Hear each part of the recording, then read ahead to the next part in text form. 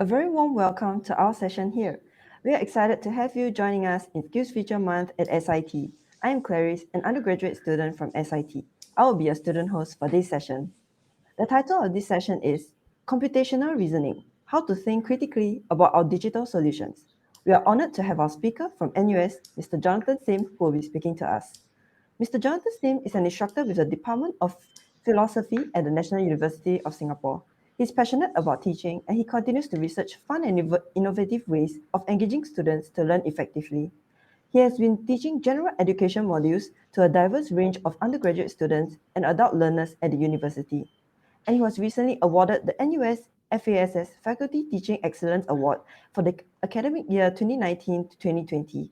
Without further ado, let us welcome our speaker, Mr. Jonathan Sim. Okay, thank you, Clarice. Hi everyone, how are you doing? Yeah, thank you so much for coming to my talk. Now, my name is Jonathan Sim. As Clarice has said, I'm an instructor at the Department of Philosophy in NUS. Now, I teach many professional certificate courses related to computational reasoning. Now, you must be thinking, right? Philosophy, how's this even relevant to data analytics and coding? So actually, when you take a step back and you start to reflect on the assumptions, the methods of what we're doing with data analysis or with computing, or sometimes we think about the societal, ethical implications of what we're doing. That's when we're doing philosophy, all right? Now, I want to share with you some of these reflections and insights to broaden your perspective about how we go about with our digital solutions. We use computers to generate a lot of answers, and it's very easy to take for granted that the answers are objective. After all, we are looking, numbers, mathematics, right? It's a distraction, yeah? And we forget that there's actually a level of subjectivity going on. And that subjectivity is really where problems arise. So just because we have an answer does not mean that it is the right answer. So how can it have an impact on us as individuals and as a society? Yeah. So let's explore this today, shall we? What are we going to do now? Let me begin with a story. Okay. I want you to imagine. Yeah. Imagine there are two islands. Okay. Island A and Island B. Okay. Now these two islands. Okay. Let's imagine they don't have modern technology. Yeah, so no cars, no computers, no steam powered boats or electrical boats. Just simple kayaks or what you call sampans, right? We just paddle around. Yeah. Now let's imagine that the governments of the two islands, right? They decide, hey, let's build a bridge. All right. So they build a bridge, and what happens? Well, now you have a bridge. Now people can easily cross over from one island to the next, right? But I want to highlight to you that, you know what?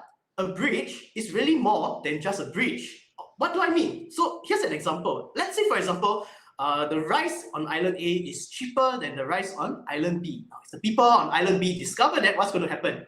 Everybody's going to run across the bridge to buy cheap rice, right? It's something like Singapore, people cross the causeway to JB, right? Now, what's going to happen then? Then the shop owners in Island A, they will profit, they'll be very happy, right? A lot of customers.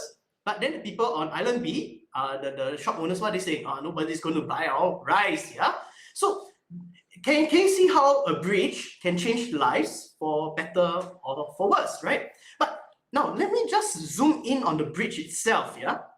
Okay. Now, if the bridge is about, let's say, 100 meters long, right? Now, that is actually like about a 1 or 2 minute walk. You're hungry, you go downstairs, you cross the road to buy food, and you come back. It's about that distance, right? So if a bridge is this short, 100 meters, what's going to happen? Very easy. Everyone can cross the bridge. But what if the bridge is 10 kilometers long? Now, that takes about 2 hours of walking, right? So 2 hours to go, 2 hours to come back. Ain't nobody got time for that, right? So then the question is this. Who can use the bridge? Well, maybe if you have a lot of time, sure, then plenty of time, you got the whole day to spare, you can cross, right? But for most of us who are busy, we don't have the time, we don't have the means to cross the bridge. Then who can use it? Well, remember, no modern technology, so what's going to happen? People with horses, carriages maybe, with carts, people who can afford these things, right? And so they will be the ones who use the bridge. Not only that, the people with carriages, they can start to rent out the services, right? Carriage services, transportation services, and make extra money out of it. Now, can you notice in this scenario, okay, by having the bridge to be so much longer, what happens? People who are less well off cannot have the time or the finances to cross a bridge, right? So it's in this case that a bridge can actually have discriminatory biases towards certain classes of people. I mean, in this hypothetical scenario, right? The longer you make the bridge, the more people, the more people will not be able to use it, right? Only the well-off people. Now, then the question is this. Okay, sure, this is true of bridges, right? But what about our digital solutions? What about them, right? Does this happen as well? Actually, I'm going to tell you the answer is yes. Yeah. So how does it happen? So it begins with this. Translation actually is a huge problem. What am I talking about? I'm not saying like translation like English to Chinese. What I'm talking about is translation from the real world into our models for analyzing data, algorithmic models for automating our problem solving, right? Now, here's a simple example for you, right? If I tell you that the sky is cloudy, okay, the sky is cloudy, what is the color of the sky in your mind? Some of you are going to say, okay, I think the sky is gray, the sky is white, yeah? Can the cloudy sky be blue? Can, right? Yeah. Can a cloudy sky be orange? In the evenings also it can. How about purple? Oh, when the sun is closer to the horizon, right? Then, yeah, it can also be purple, right? So notice what's going on. This one sentence is an attempt at translating the real world into a model, right? The sky is cloudy, but we all have different models of what a cloudy sky means. Yeah, some of us we might think, okay, gray, white, maybe blue sky. That's fine, but we forgot about the orange sky, right? So our models, what's the problem? We forget about certain things, and our models actually encompass the things that we are ignorant about. That is scary as well. Now let's KIV this, okay, let's put this at the back of our minds because it will come back later. This problem will come back again later. Now, let me just move over to talk about data analysis for a bit first, all right? Now, imagine this scenario, okay? I am the school principal, and let's say you're the head of administration in a school, all right? Now, you have this table, okay, of the different grades by the different classes, okay? This is a primary school. And I ask you this question: which class has the lowest average? Lowest average, notice what you can do. You can look at the average column, and then you can just find the lowest number, which is this class, right? So if I ask you this question, which class has the lowest average, you can say, class 1L has the lowest average. Now, this is what we call direct measure, right? We have data that directly answers the question at hand, yeah? Now, but what's the problem? In data analysis, most of the questions we ask are not always direct measure questions. Oh, if they're not direct measure questions, then what are they? Here's an example. It's a bit of an exaggeration, but for example, I might want to ask, which is the laziest class?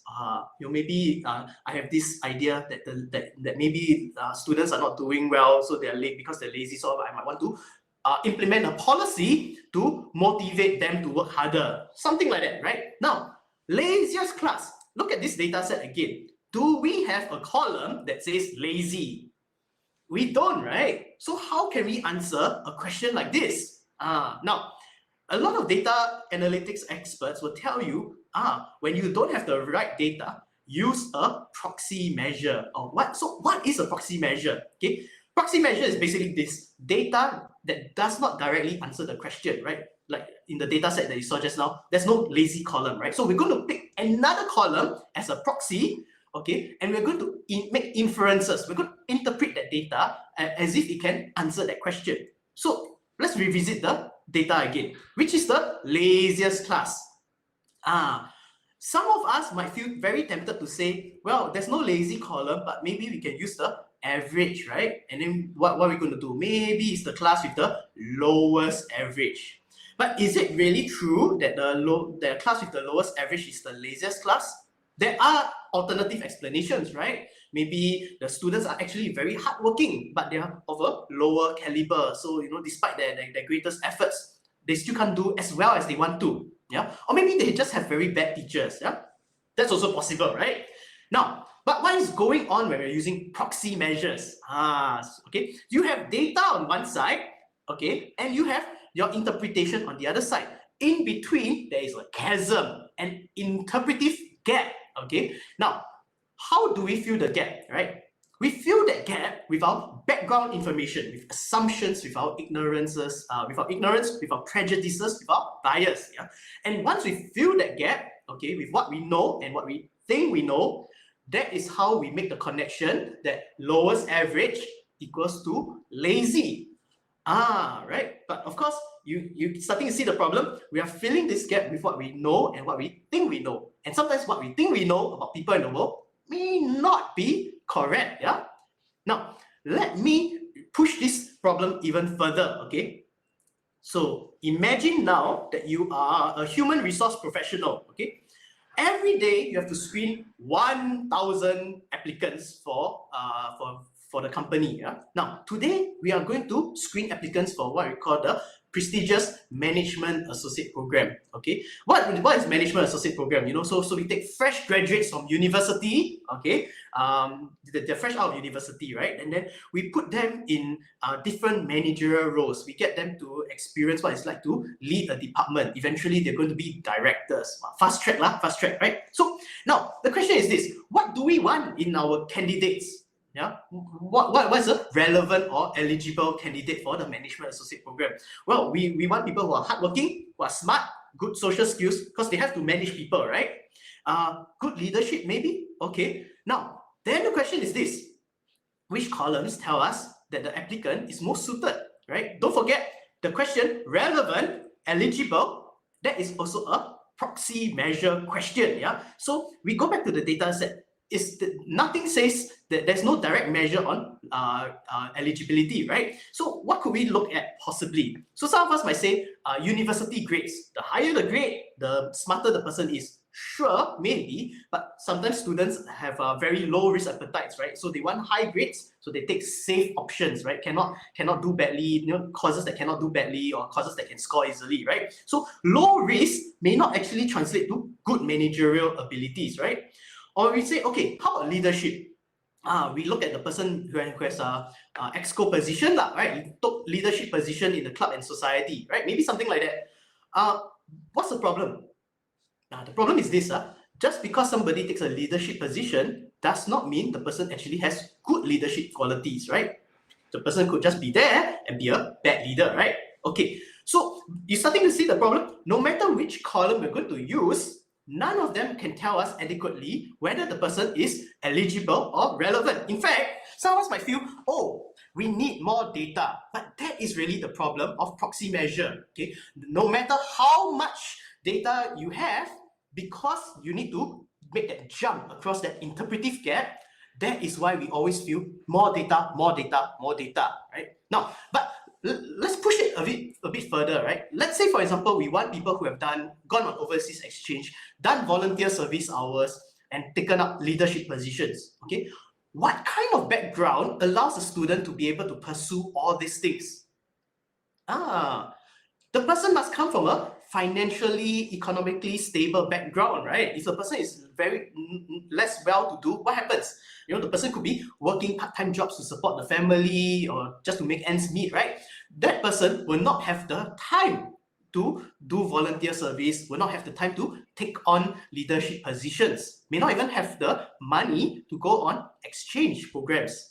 Now, that is a problem, right? So when we blindly, uncritically use criteria just because we think it tells us the answer, okay, what happens? There's this thing called algorithmic discrimination. And just like how by lengthening the bridge, less privileged people can use it, by the choice of the proxy measures we use, we can also unfairly cut people out of the equation. Oh, scary thought, isn't it? Now, this is actually an idea that this didn't come from me. This came from this lady called Katie O'Neill. She used to work in the finance industry, mathematician, and she saw the social problems that algorithms were causing, just like the ones that I was talking about. And so she wrote this book, Weapons of Math Destruction. Now, she says this, which is very, very interesting. what's the problem of algorithms? Algorithms really reflect who we are. It reflects our maturity and our experience about the world. If let's say we are able to write a model for grading a meal, okay, what's going to happen? A child will say, no, a 5-star meal is one with lots of Nutella, or Nutella, right? That's a proper pronunciation. Right? Lots of chocolate, lots of sugar, ew, vegetables. No, this plate has lots of vegetables, 1 star, very bad, right? But a parent will have a very different perspective, right? The parent will say, no, more vegetables are good for health, very good, yeah? So 5 stars for vegetables, this plate has too much chocolate, too much sugar, 1 star, right? You notice, whoever's in charge gets to have the final say. And this is what Katie O'Neill says. She says, when I get to be the one designing the model, I get to choose the definition of success. I am in charge, my opinion matters. That's the first rule of algorithms. Algorithms are opinions embedded into code. Isn't that scary, right? It's a reflection of who we are, our prejudices, our biases, our ignorance, the models that we create. Now, of course, you can say, okay, sure, maybe we will unfairly discriminate other people. So what's all this societal impact that you're talking about? Okay, so I have a very interesting story for you. Have you ever Googled ugly carrots? Yeah, like you go on Google and you type ugly carrots. So if you search ugly carrots, you're going to find something that looks like this. Oh my gosh, why do carrots look like this? Yeah. How many of you are gross? Okay, I can't see you, but how many of you feel grossed up by it? Oh, you dare to buy? In fact, look at this one. The one in the middle looks like a claw, right? Such an ugly carrot, freak of nature, abomination, right? You dare to buy? You dare to eat? Now the question is this: why don't we see ugly carrots? Why are we so grossed out by ugly carrots? Now I tell you an interesting fact. Okay, did you know that ugly carrots actually make up 50% of the carrots that are actually produced in the world? Around 50%, you know. So if ugly carrots is so normal, why are we so grossed out by carrots? In fact, actually, you think about it, ginger also looks like this, but we don't look at the ginger and go, ew, gross, right? Why do we have that disgust when it comes to carrots? I tell you the story, okay? You want to know why? Because when you were young, okay, when we were all young, naive, stupid, blah, blah, right? Then our parents, our kindergarten teacher, they present us with a model carrot. Then they tell you, a boy, a girl, carrot, look like this. C is for carrot. Then what happened? Then we don't know any better as a child, right? Then we blindly accept the model, okay? We blindly accept the model. And then when every time we see a deviation from the model, what do we go? We look at the ugly carrot and then we say, eee, gross, right? Okay, then fast forward to a couple of years, all right? What's going to happen now? You go to NTUC, you go to Sheng Siong, you go to Cold Storage, right? Every time you see a carrot that looks like this, what does it do to your mind? It reinforces your perspective that all carrots look like this. And then every time you see a real ugly carrot, okay, it deviates from the model, right? And then you go, ew, gross, freak of nature, don't have to buy, right? Then nobody buys the ugly carrots. Then what's going to happen? Then the manager, the shopkeeper, is going to say, nobody buys our ugly carrots. Okay, so we don't sell ugly carrots anymore. So now you go to your supermarket, all you see are perfect model carrots. You don't see ugly carrots. Yeah. Now, then my question to you is this. Okay, if 50% of carrots produced are ugly, what happened to all the ugly carrots? Where have all the ugly carrots gone? I tell you, they all became baby carrot. Hey, baby carrot is not actually baby carrot, you know. Baby carrot is ugly carrots cut down into this, yeah? So, okay, don't believe me, right? I screenshot Wikipedia for you, okay? There we go. It's called baby cut carrots, yeah? You see, yeah? Baby cut carrots, yeah? We cut down the carrot to size. Now, what is the significance of telling you this, yeah? The point is this, that because of how pervasive models are, because of how models change our perception of what qualifies as the norm, right? Whatever doesn't fit the model gets cut down. It's just like, you look at the models in advertisements and like and all over the media, right? Then you look at the model, so beautiful. Then you look at yourself, okay, I look at myself, so got one big belly over here. I should do something about myself, right? It's like an ugly carrot cutting down to size, right? So that happens, right? Every time we see deviations from models, we think that we are that we have gone astray and we need to do something to ourselves. Now, in the bigger scheme of things, then people change their behavior, they change themselves. Yeah. Scary, isn't it? Yeah. So what then happens? In the bigger political scene, all right, we have our social, technical, political decisions that fits into the models we create, but also our biases, our ignorance, our values, our prejudices, right? And then there is this thing called the feedback loop. So the feedback loop feeds back, and then what happens? And then it reinforces our perception. And more we start to think, other people must look more like the model. Yeah.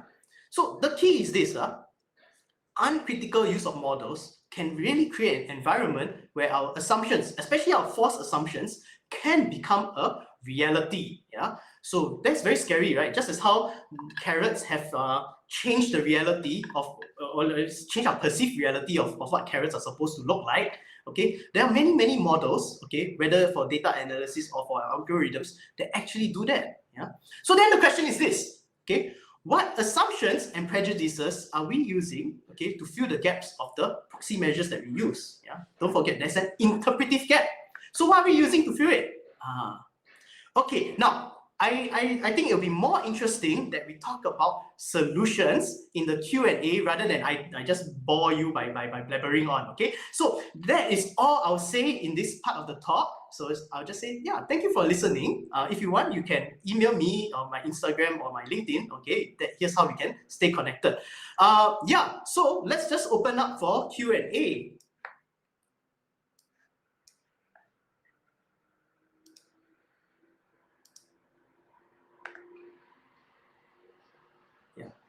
Okay, let's see. Okay, I'm questions and answers. Oh no, my Q&A words are inverted.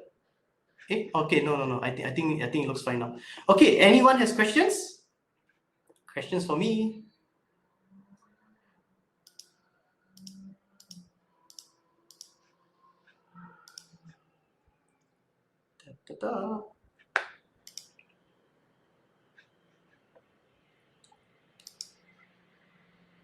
Oh, okay. So if you wait, how do I do this? Okay, I think okay, by right, if you want to ask your questions, you should be sending them to the live Q&A. But you can go to the live Q&A button and you can type your question there.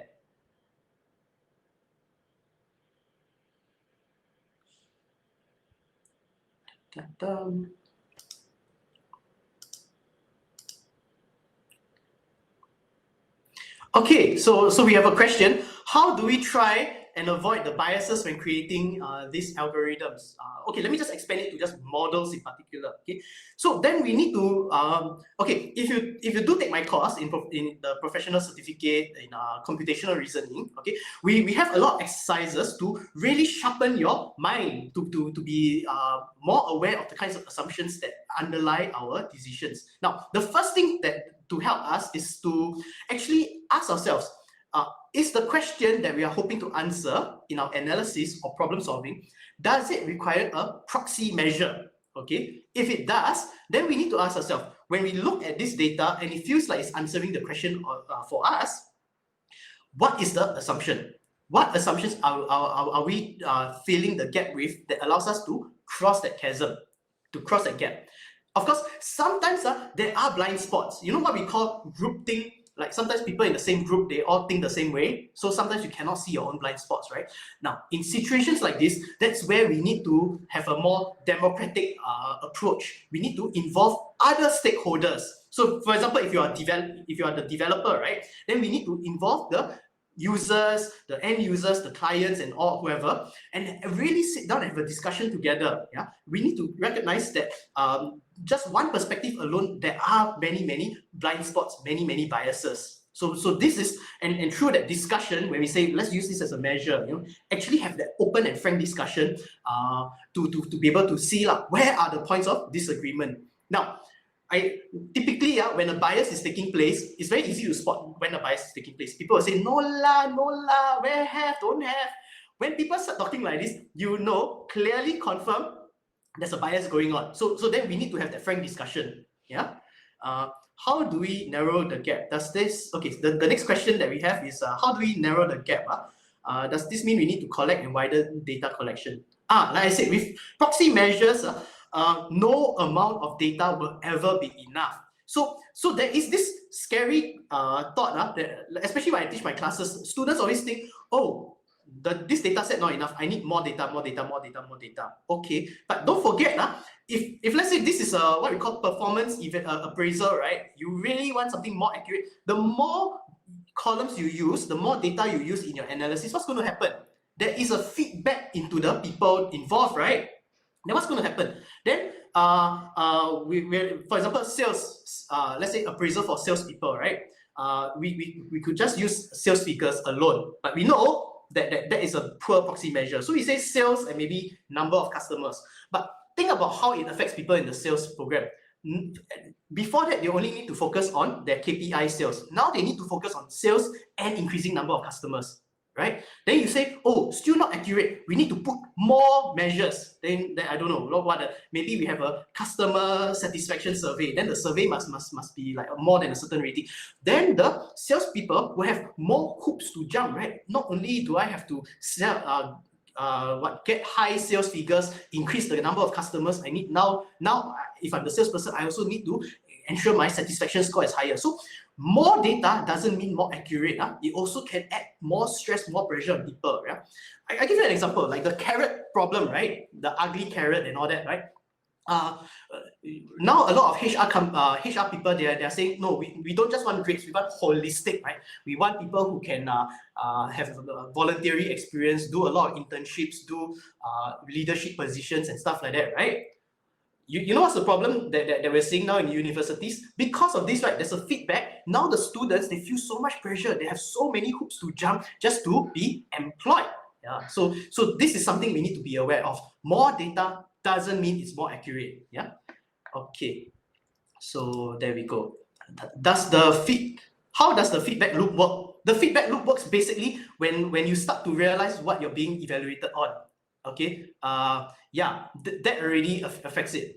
Yeah, so knowing what you there's this there's some scholarly papers you can go and Google. Is the terrors of performativity, how KPIs come in to dominate our consciousness. It even affects our identity.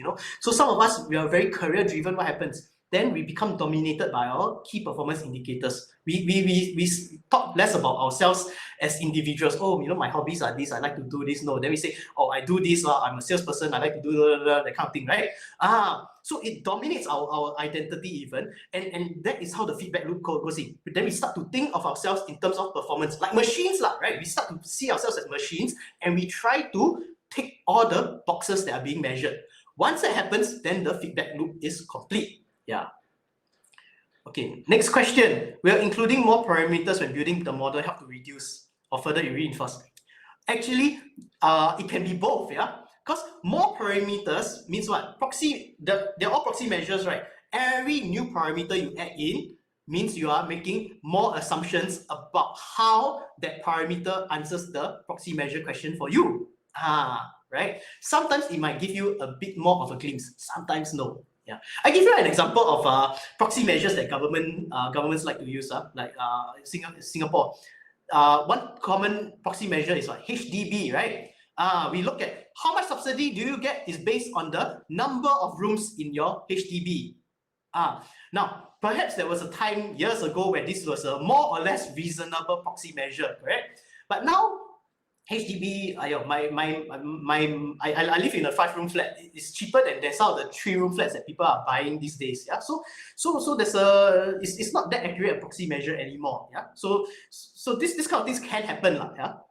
Thanks. Okay, next one. Thanks for sharing about the HR hiring situation. I noticed that coders are being hired through top coder ratings instead of degrees. Would the traditional degree be a proxy to ability and skill? What shall we do?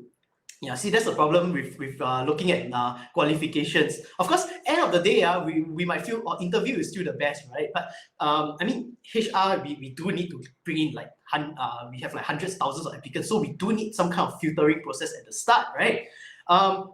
So the problem is this. On one hand, a degree, there is a correlation, right? That the people who get degrees, they are more hardworking, they're able to endure difficulties, challenges, and stuff like that. Generally, I'm not saying this is for real, but there is a correlation. So okay, so getting a degree, it could be a signal that the person can be hardworking, but it's not foolproof. I think at the end of the day, if we have to use proxy measures, we need to recognize they are not perfect, they're not foolproof. So you can say, oh, all these measures, so wonderful, so accurate, this person has ticked all the boxes so wonderfully, but at the end of the day, it's possible that the person can still be very, very flawed, not the intended candidate that you want. Yeah. So that's the issue. Oh, I forgot to take the questions that I answered. Okay. Then next question. How do we identify a bias or blind spot in the daily MOH reporting?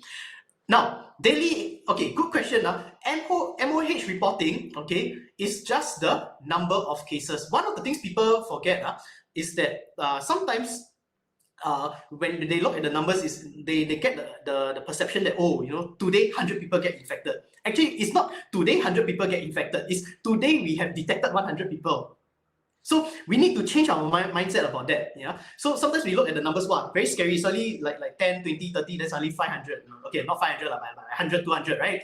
It's not because we suddenly we got 200 people who are infected. It's we like detected 200 people on that day. Yeah. Now, why did that happen? Then we need to ask ourselves, is it because we ramped up the testing? We go out to hunt people with COVID. So that is why the numbers increase. But now, all that is just the direct measure. If you start to say, therefore, looking at these numbers, therefore, COVID is very, very, it is on the rise or blah, blah, blah. Then you are making the proxy measure. You are making an interpretive leap. Yeah. So we need to be very careful. What are we asking and what is the data saying? So the data is just saying these are the numbers that we have detected today. So if your question is how many numbers did we detect today, that's fine. How many numbers did we detect in the past few days? That's fine, right? The data directly answers that. If you start to ask, oh, are we entering the next pandemic or whatever kind of question like that, then we are making that leap, that gap. Would the model verification and validation procedures not be able to avoid reduce the impact of prejudices and biases? Now, good question. This is a good question. But you know what's the problem sometimes with this kind of model validation? Sometimes, especially when you involve humans, right? We need to ask ourselves, who are the ones who are free enough to participate in our model validation exercise? Because like sometimes the people who are involved in the model validation exercise or even just the collecting the data, right? We need to recognize that there is a certain selection bias. Okay, not everyone is very happy to just click OK and send data to you, right? Only a certain kind of people will do that. So if you have your data, okay, that data is only of a certain snapshot, a certain kind of people who are willing to share that data with you. Now, where it becomes problematic is why the people that suffer or whatever because of the models or what, usually what happens in the Singapore typical Singaporean situation, what happens? There is a problem with the system. You phone, you encounter a problem, right? Then you phone the company or the organization, and then you complain. Now, usually, what will the customer service tell you? They say, "Oh yeah, it's the system. There's nothing I can do about it." Then what is our typical response? Then we say, "Oh, okay, lor, like that, lor." Right? Then we stop using the system or whatever, right? Now, when things like this happen, people voluntarily cut themselves out of the system, right? Then what's going to happen? Again, feedback loop, because all the people you're monitoring, all the people you're capturing are the people who have the patience or have no choice but to use the system, right? So again, there is a selection bias, okay, and that selection bias may seem to show that your model is correct. So we need to be, again, careful with this. Yeah. Okay. Do we have more questions? I seem to have answered most of the questions. Oh, new question. Okay. What do you first look out for whenever you are given a set of data? Do you examine the assumptions, the selection bias, or what else will you encourage us to look out for? Very good question. I think the first thing we need to question ourselves is, how was the data collected? Okay, how was the data collected? I give you an interesting example. There are numerous publications about the problems with social science research. You know why? What's wrong with social science research? Actually, even business research. A lot of this research, okay, turns out they are actually they're collected from undergraduate students. So it's the opinions, the perspectives, the views of students, undergraduate students. It's not representative of working adults. So sometimes then the people collecting the data, the researchers, right, they just get all the students and then they just publish the paper and they forget, hey, actually, my data was based on students, not on actual working adults. Now, same thing. Whenever you get data, you need to ask yourself, how was the data collected? Who the people that came forward to present, okay, are these people just vocal minority? You know, or how, you know, so we do need to ask ourselves this question. Again, like it's the same thing, like let's say you go on Facebook or social media, right? The people who make a lot of noise, right, could be valid, but are they representative of everybody? So we do need to question these things. Is this just a selection bias going on? Yeah. Do we examine the assumptions? Now, then once we get over the selection, get over the question of selection bias, okay, if we recognize there is a selection bias, what can we do? Then we need to ramp up our own efforts in the data collection. Let's say a certain kind of people only like to answer surveys. Let's say you say there's an NTUC voucher, then maybe people who like the NTUC vouchers will be the one who will go and do the survey, right? Then everyone else who's too busy, no time to do, they won't do the survey, right? Then we need to think, how else can we collect the data from them? Now, suppose you are able to now collect the data in a more representative way, right? We don't just have people who are crazy about NTUC vouchers, right? We got everybody, right? Then what's the next thing that we need to ask? Okay, the model that we're going to make, right? How much of it requires the use of proxy measures? Okay, yeah, how much of it requires the use of direct measures? Then, okay, now I'm not saying proxy measure bad, throw away. I'm saying proxy measures are imperfect. So then we need to ask ourselves, if I have to pick one proxy measure over another proxy measure, which one is less problematic? Or another way I like to say is, which is the best imperfect solution? Because no proxy measure is perfect. So we need to ask, which one is least problematic? Yeah.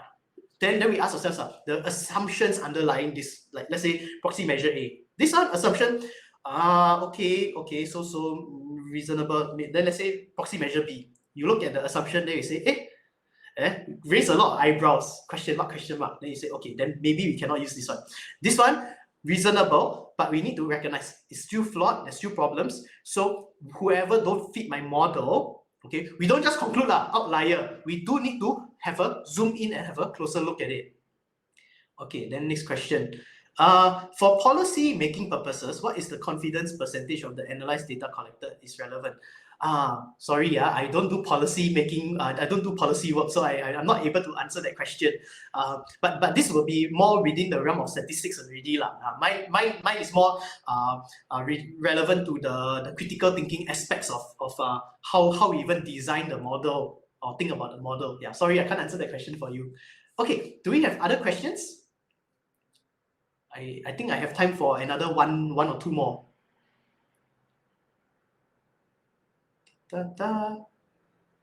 Okay, so I guess now you see, it will be a proxy measure. If I look at the Q&A now, there's 0 questions to conclude. Oh, you're all enlightened, right? Haha, that is a proxy. That is me making an interpretive leap, right? So I'm sure you all have questions. So I'll say this: if you have questions or what, feel free to drop me an email. Okay. If not, yeah, sign up for my course, and then we'll have a great time learning, and yeah, we'll sharpen your thinking, critical thinking abilities with data analysis and coding. All right.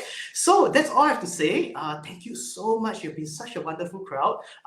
Too bad I can't see you for today's session, but thank you so much for the questions. All right. So thank you, and hand the time back over to Clarice. Thank you, Mr. Jonathan Sim, for the great sharing and insights. We've come to the end of this session. Thank you all for attending. We would love to hear some of your feedbacks. You'll be provided with a survey right after this session, and do give us your valuable feedbacks. Thank you once again for joining us, and continue to enjoy the rest of the sessions today.